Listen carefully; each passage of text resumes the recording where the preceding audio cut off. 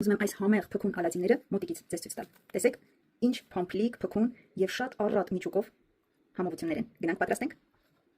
Մեզ անհրաժեշտ է լինելու 1 ձու։ Թեյի գդալից ծայրով, հա։ Աղ է պետք գալու։ 1 թեյի գդալ սոդան խառնում ենք մածունի հետ եւ ավելացնում ենք մասային։ Իդեպ ասեմ, որ մածունը փոքրինչ գոլացրեք։ Ուզեք միկրոալիքային վարարանում, ուզեք ձեզ հարմար տարբերակով։ Ավելացնում ենք մասային։ Խառնում ենք։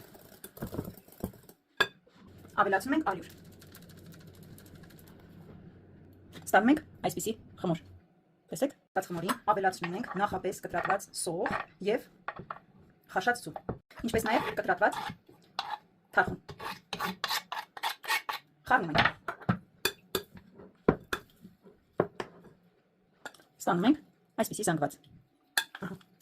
Թողնելու ենք 15-20 րոպե հանգստանան։ Բավականաչափ հուսալուր ենք լցնում եւ միացնում ենք։ Ստուգում ենք ձեթը, արդեն պատրաստ է։ Կարող ենք մեր մասան տեղավորել թավայի մեջ։